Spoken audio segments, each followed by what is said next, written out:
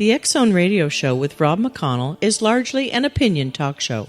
All opinions, comments, or statements of fact expressed by Rob McConnell's guests are strictly their own and are not to be construed as those of the X-Zone Radio Show or endorsed in any manner by Rob McConnell, Relmar McConnell Media Company, the X-Zone Broadcast Network, its affiliated networks, stations, employees, or advertisers.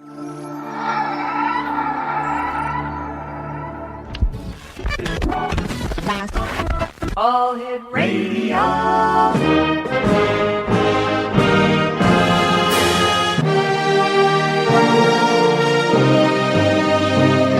Welcome to the X-Zone, a place where fact is fiction and fiction is reality.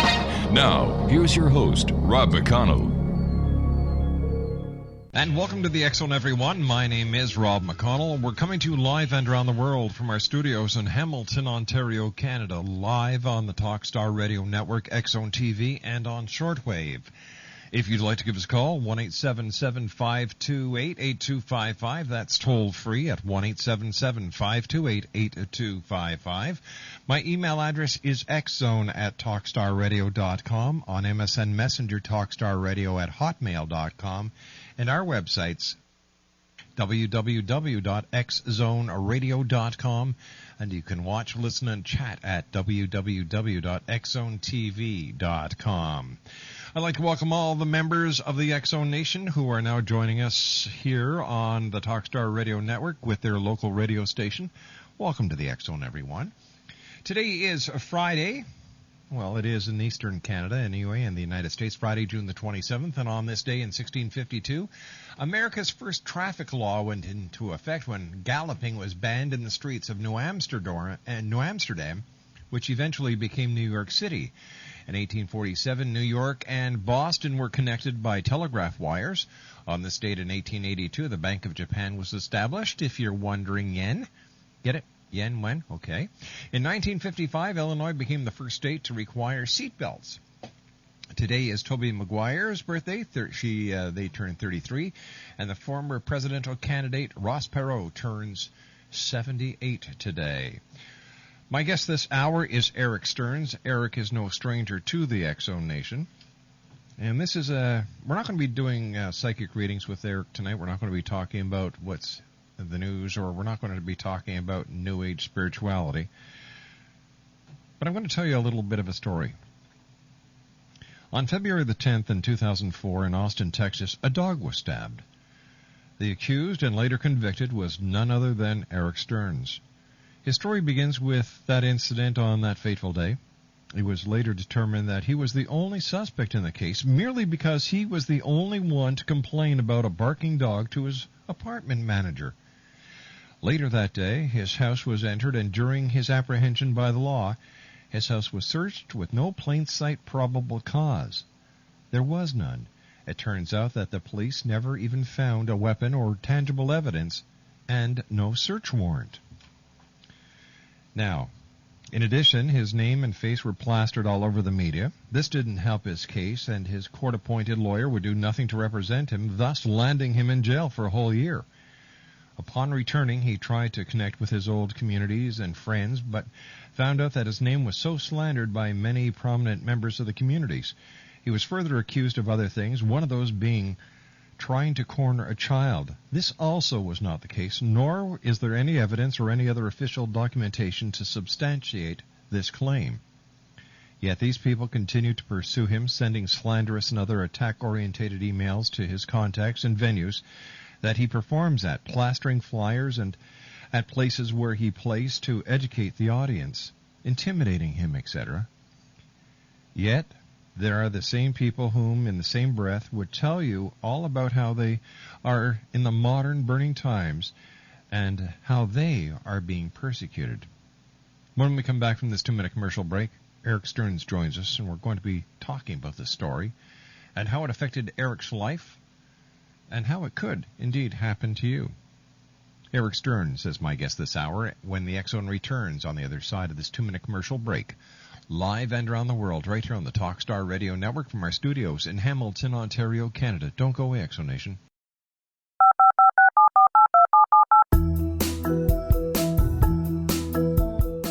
Did you know that when you're on the road with limited data or Wi-Fi, you can still listen to the X-Zone Radio Show with Rob McConnell, The Science of Magic with Gwilda Wiyaka, X-1, Dimension X, Space Patrol, and every minute of the X-Zone broadcast network by calling 213-401-0080, courtesy of Audio Now.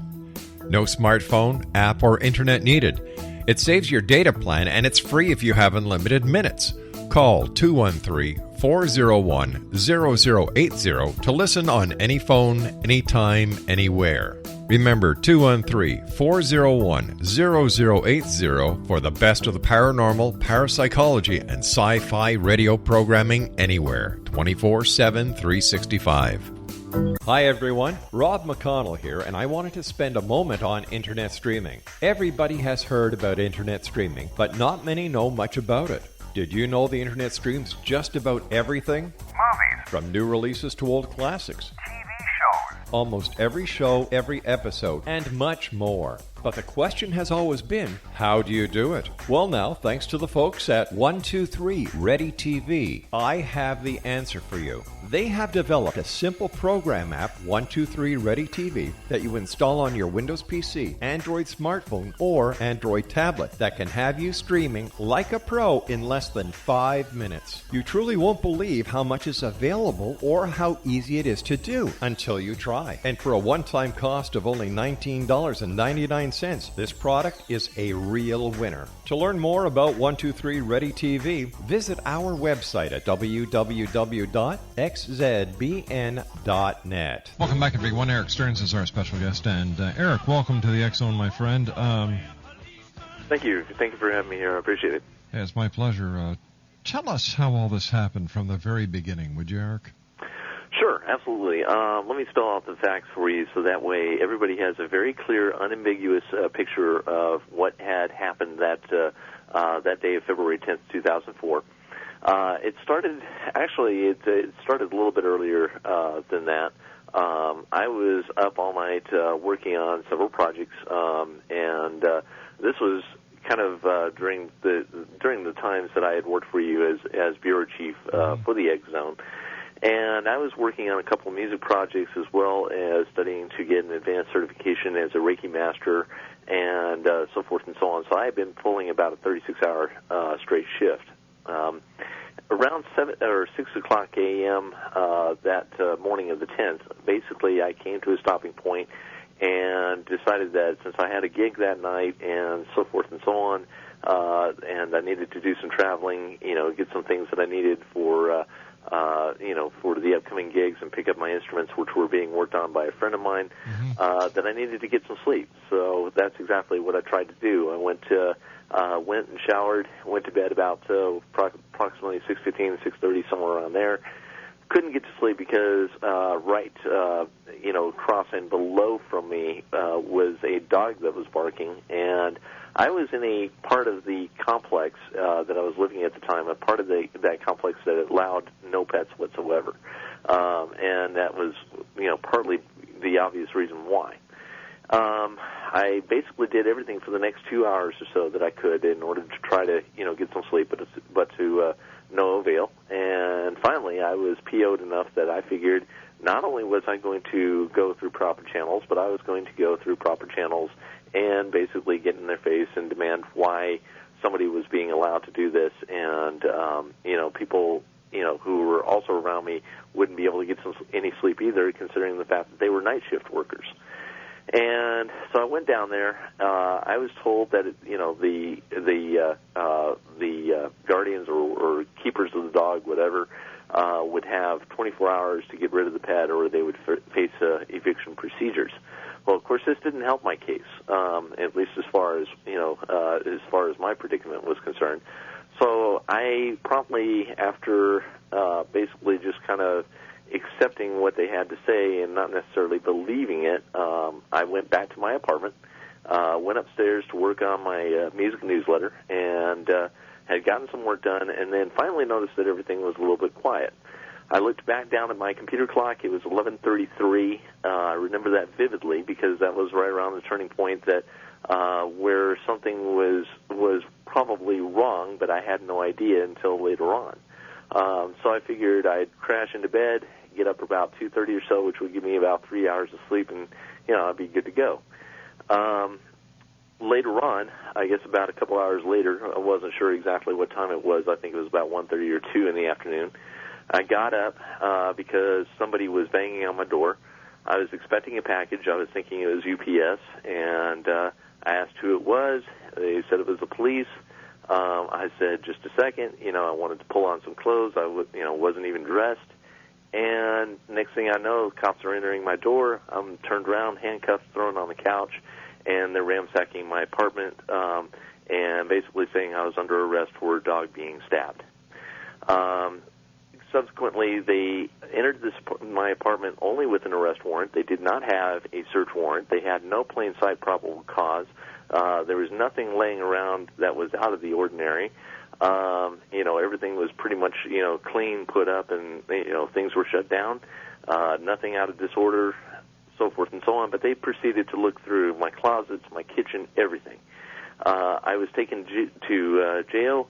I was appointed a court-appointed attorney who subsequently did nothing, even despite the fact that he could have easily won that case. They had no evidence. When I asked him for what evidence that they supposedly had against me in order to indict me, he would not come up with it. He just came up with an arrest warrant affidavit, which I thought was pretty insulting to the intellect, to say the least.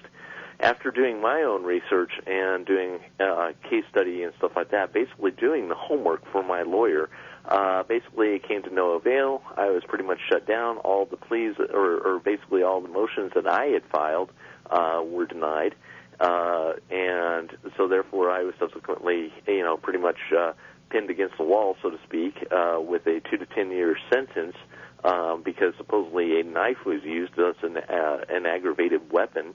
And I was told that if I didn't plead guilty, that I would get that. If I pled guilty, then I would spend another 2 months in jail after a 10-month bout with the court system, but yet I would still have a felony on my record. Afterwards, and let me rewind this. Sure. There was no way that I could have climbed that balcony, supposedly where that dog was at, for the following reasons. One, I'm visually impaired. It's hard for me to see, certain types of terrain in order to step without, either twisting an ankle or worse. Second of all, it was, and this is something that everybody can check, the weather forecast that day, we were under a winter storm advisory. We were getting sleeting rain and freezing rain and sleet, and, things were already slick as it was. The third point is that these balconies were made of diagonal slat boards. In other words, is that they went diagonally. There was no way to get a really good foothold, especially in the middle of thorny bushes. So how in the heck could I have gotten over that without injuring myself, or worse, or even killing myself for that matter, and stab this dog and get back over and get back to the apartment. Second of all, as far as I was concerned, when I went to the management office and back from the apartment, I noticed that there was nobody around. They said they had witnesses. They weren't willing to bring those forward at all. So then I spent a year in jail, basically kind of in the meantime being interrogated by guards and prisoners as far as what I did. And I got out, tried to reconnect with my communities, only to find that not only my name was plastered all over the media, newspaper articles and the like, but basically there were a lot of other people within the community whose names I will mention tonight, because they've gone forward to accuse me on public websites, email lists, etc., as far as my alleged history with supposed animals. It even blossomed to the point where these campaigns were becoming less and less effective because I kept finding new avenues to promote myself. But then they decided to come up with a second accusation, saying that I cornered a child in attending a ritual that I never attended in the first place. Why were you being targeted by these people? I think what it is that, simply put, these people are very confused. They're reactionary pagans, not to, not to totally broad brush the path, but these are people who have chosen the pagan path for whatever reason, and who have also brought over their issues from their previous paths and are looking basically for a scapegoat, so that way they don't have to focus on their problems. The only reason why I was such a target was because of the fact that I was gaining somewhat of a somewhat of notoriety because of my musicianship and my dealings with the community and so forth and so on. And because I was a semi-public figure and then plastered all over the media, everybody decided that they were going to go for the fear and not look for the facts and basically go right after me, which is very typical of, both the Council of Magical Arts, ESA, Earth Spirit Alliance, and U-Grove Cups and other organizations around here in Central Texas. And I think that just because of that I was, kind of well-known beforehand, and they were already having, their own little witch wars because of politics and so forth and so on, they decided that basically they could place their blames on me and therefore cleanse their consciousness of anything else. Police enter your place. They don't have a search warrant. They have an arrest warrant. There's nothing in plain sight. How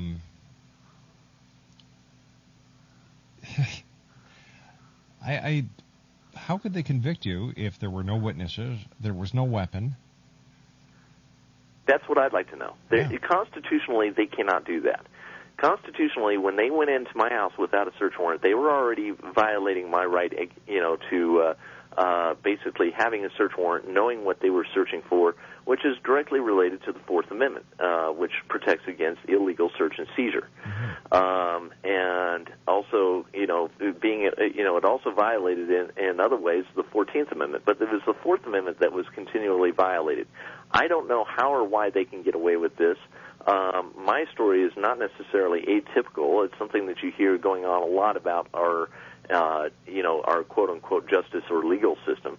And, it just, it bothers me that here it is that this can be done with such impunity, and at the same time that somebody who did not commit this crime, it was not me, can go on being punished over and over again, for something that he didn't do when the facts were never really borne out. Why do you think the public defender did not defend you? I think one is there's two reasons that I think are the situation. One is that a lot of these public defenders are overloaded. They are they have a lot of cases on their plate as it is. They're chosen as public defenders for different cases because of the fact that they're on some sort of rotation. I happen to get this guy.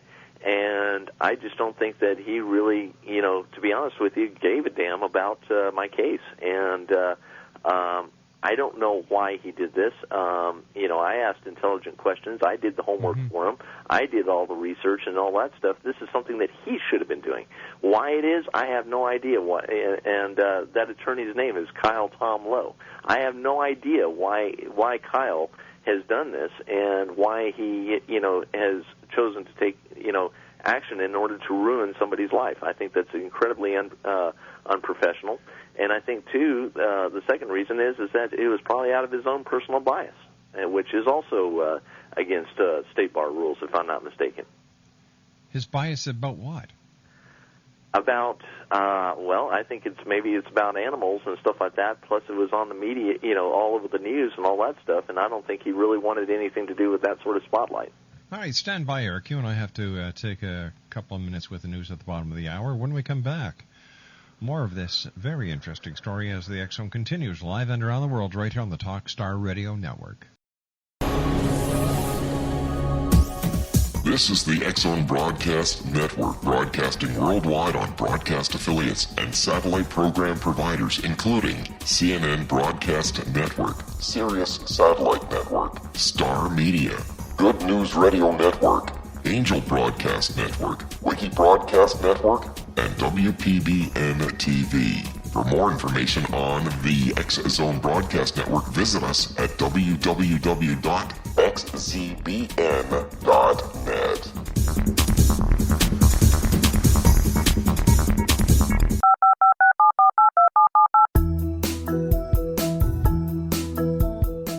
Did you know that when you're on the road with limited data or Wi-Fi, you can still listen to the X-Zone Radio Show with Rob McConnell, The Science of Magic with Gwilda Wiyaka, X-1, Dimension X, Space Patrol, and every minute of the X-Zone Broadcast Network by calling 213-401-0080, courtesy of Audio Now. No smartphone, app, or internet needed. It saves your data plan, and it's free if you have unlimited minutes. Call 213-401-0080 to listen on any phone, anytime, anywhere. Remember, 213-401-0080 for the best of the paranormal, parapsychology, and sci-fi radio programming anywhere, 24/7, 365. Hi everyone, Rob McConnell here, and I wanted to spend a moment on internet streaming. Everybody has heard about internet streaming, but not many know much about it.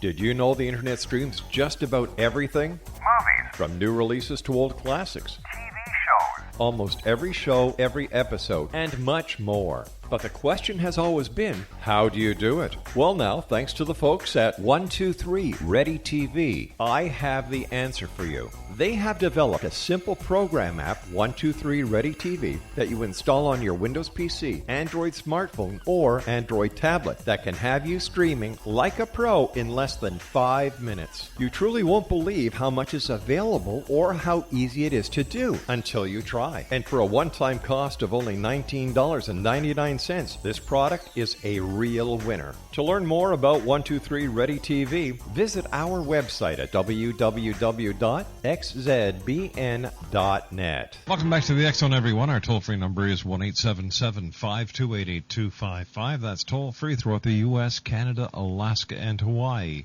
My email address, xzone@talkstarradio.com, and on MSN Messenger, talkstarradio@hotmail.com.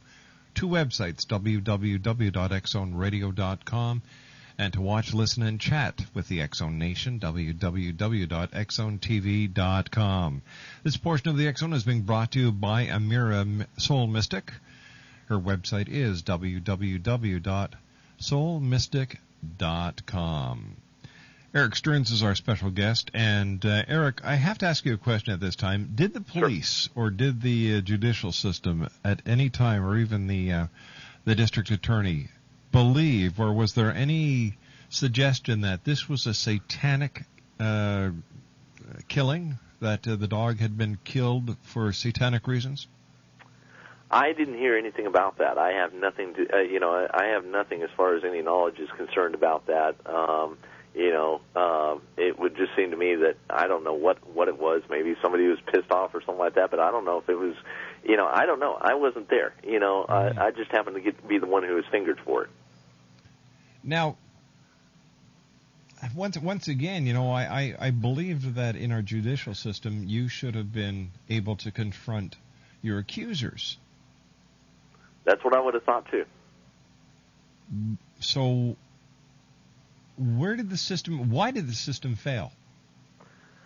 I think part of this is because of the fact that DAs and defenders are so.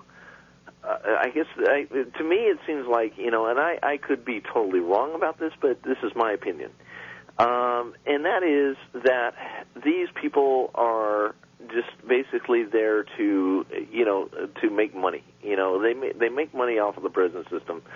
Maybe not necessarily the lawyers themselves, but somebody's making a whole bunch of money off of the prison system. That's one of the reasons why supposedly why Texas now has the state jail felony or fourth degree felony statute, and it's because of the fact that they're putting more and more people in prisons and or on probation, so forth and so on, and that's why plea bargains, 95% of the cases that go through the criminal justice system, whether the person is guilty or not, 95% of them basically end on some sort of plea bargain because they literally tire you out. It's a war of attrition. The longer you're out, especially if you're on bond, it takes just as long. It takes a little bit shorter, but it still takes just about as long if you're in prison. And I think really in a way this is money driven. Do you have any idea who actually killed that dog? I have no idea. This is really, truly bizarre. Yeah, it is. And, that's why a lot of times during the day I ask, why me? Why me? Why garner all this attention? I don't quite understand this, but needless to say, 4.5 years down the line, and the system's, the situation still persists with these people, and it just, to me, it boggles my mind, and it really saddens me. I mean, I look at this incident, and to be honest with you, I have no hope for the human race when it comes down to stuff like this. I really don't. How has this affected your life, your personal life, your career? In every way. It's affected my music career. It's affected even my job search. I was turned down on 2 offers, one because of the fact that I had a felony on my record. Even though I was willing to explain things, saying, hey, I was in the wrong place at the wrong time. These were, the circumstances. They won't hear of it. They see felony, boom, you're out the door. Same with trying to find a place to live.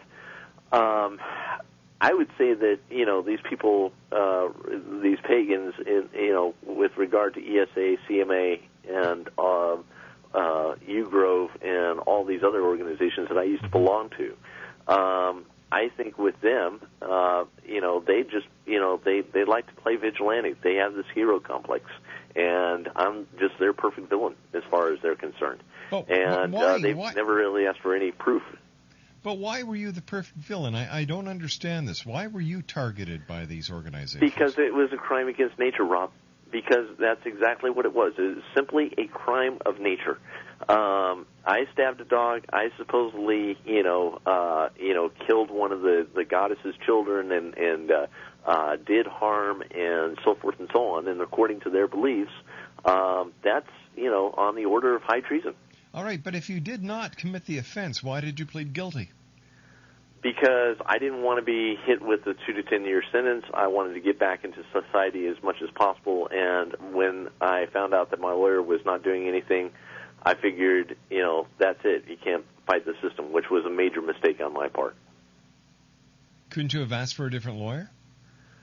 I could have, but I've also had a couple of other people who have been through the system, and one of them actually did fire the court-appointed attorney and was basically intimidated by the judge, either to, basically accept the next lawyer that was given to him, or basically there would be consequences. There's intimidation that goes on. Now, you read the affidavit for the arrest warrant. Mm-hmm. What was the proof in acquiring the arrest warrant? Supposedly there was an eyewitness. Now, get this. The description was very vague. They just said, quote, unquote, that it was a guy in a green jacket. There was nothing as far as hair color, hair length, what the person was wearing, so forth and so on. It was just a guy in a green jacket. Well, yes, I happened to be wearing a green jacket when I went down to management, but I also passed about a half a dozen other people, or a couple of other people that had green jackets, and they were on their way to work at the time. This was about 8:45 in the morning when I went to go to management to complain about this, and it just said a guy in a green jacket, nothing more, nothing less. It's public record; anybody can look that up, and that's all it was. And as far as I know, somebody was coached into to saying that so they could wrap up the case. These organizations that you were talking about, the pagan organizations. Yes. Tell us more about them. Well,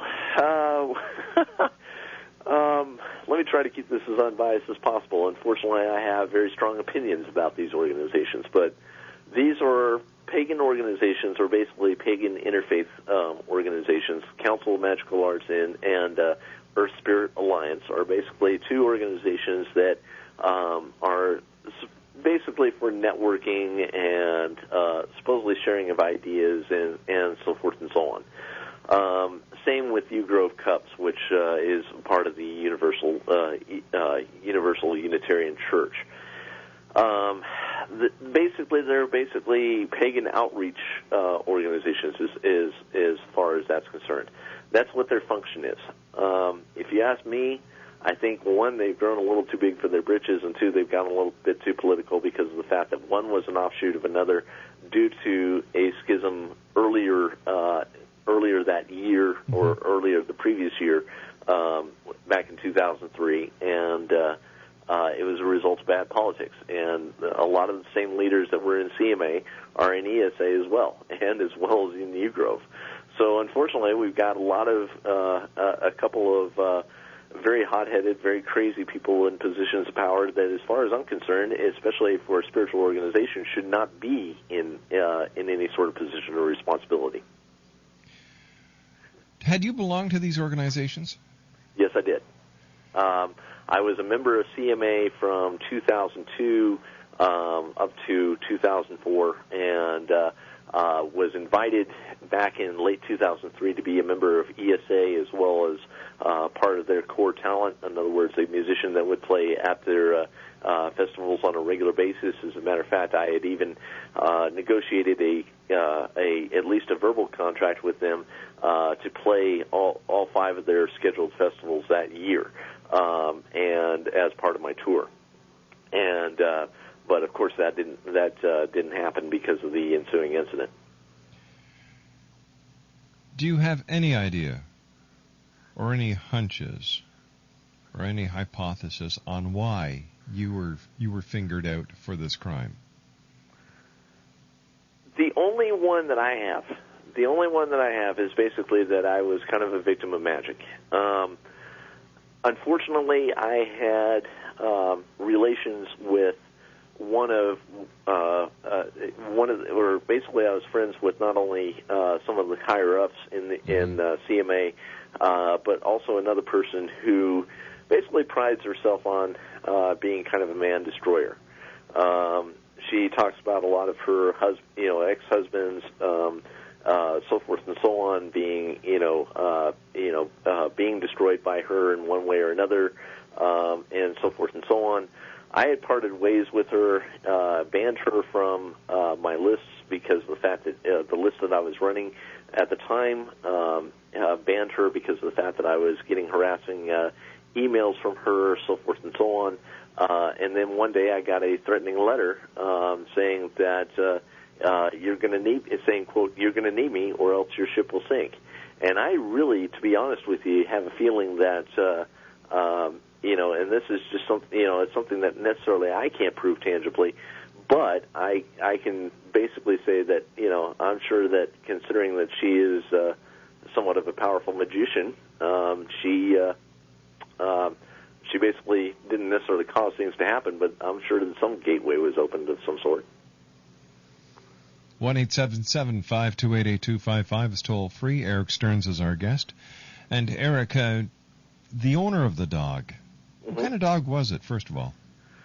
According to the newspaper article, it was a white Pomeranian, supposedly a white Pomeranian puppy. Now, had you ever seen this dog before? No, I haven't. Were there other complaints into the super's office about this dog? Yes, I did.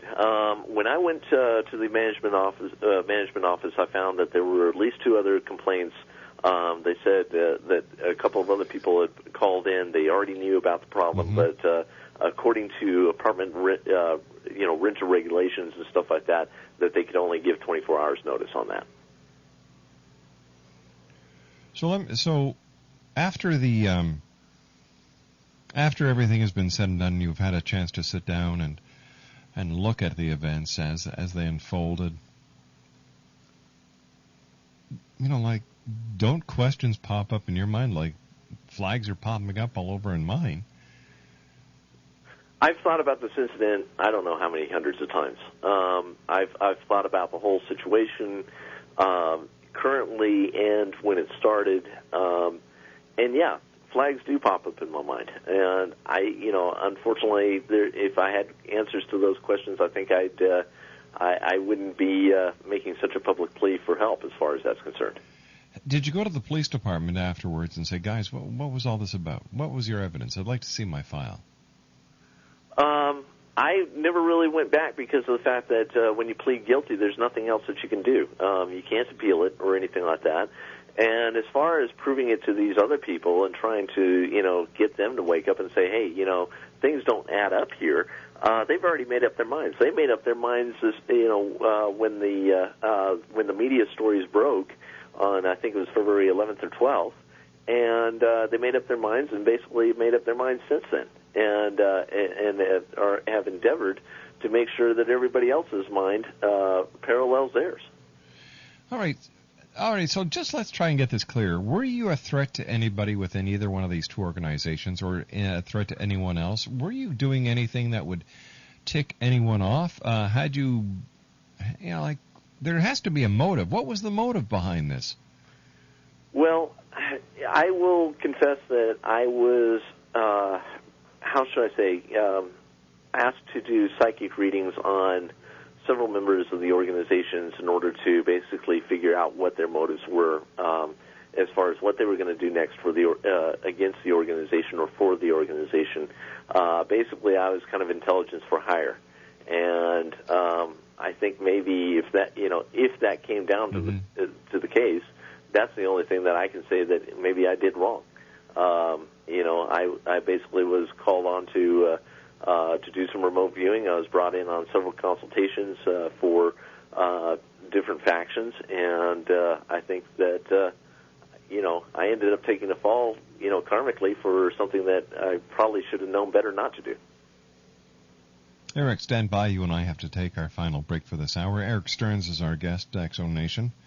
He's going to be with us until the top of the hour. If you'd like to call up, ask a question, get a clarification, give me a call at 1-877-528-8255. It's toll-free throughout the U.S., Canada, Alaska, and Hawaii at 1-877-528-8255.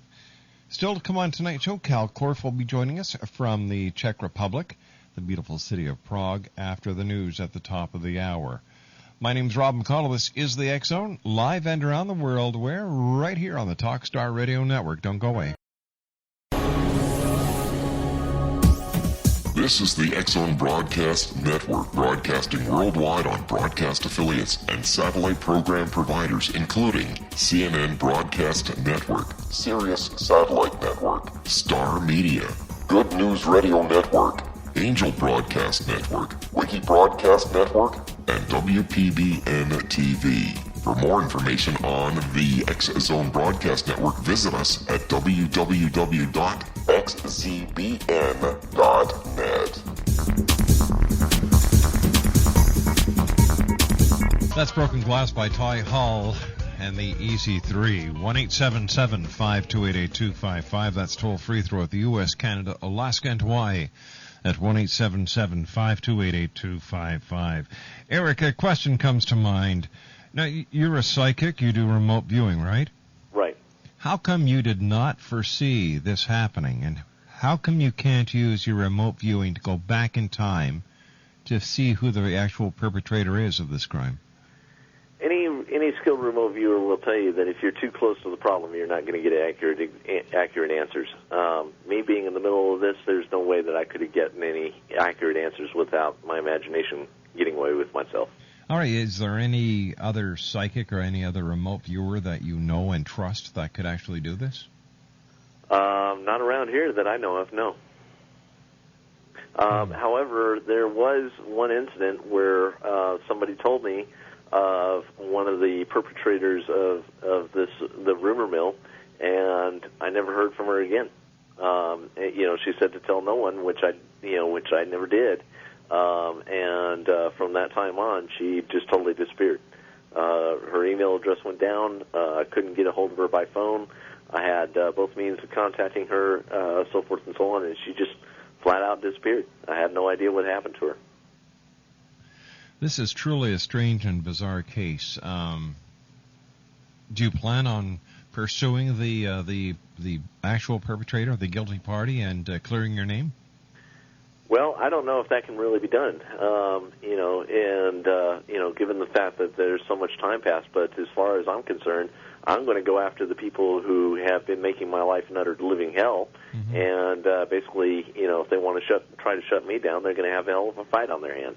Their biggest mistake is that they didn't get rid of me. Do you think that was their intention, or was this a warning?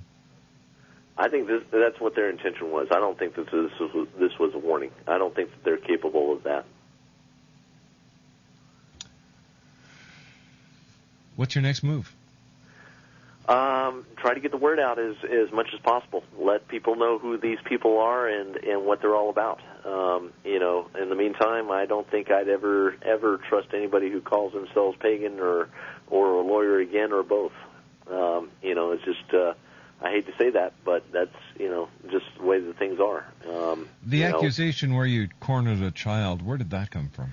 That came from when I supposedly attended a ritual. All I did was, on that day that I was not supposed to be there, according to a prior agreement, I wasn't. I just dropped off a donation to a benefit that, or to a charity that I had played a benefit for. This ritual was in part a benefit to them. I decided to, basically pay homage to that charity. Dropped off a donation to one of the officers of U Grove Cups, and who is also one of the officers of Tejas Web. I dropped off the donation, turned around, left. Didn't really want to have anything to do with it anyways, and 8 days later, I get this call from Stephanie Canada, who was one of the organizers of this ritual, and who is also one of the figureheads, not only of U Grove but of the other organizations as well. And basically, as soon as I picked up the phone, she's screaming at me and so forth and so on, saying that I cornered somebody's daughter. Erik, we've run out of time for tonight. We'll have to have you back on to conclude this very interesting and unique case.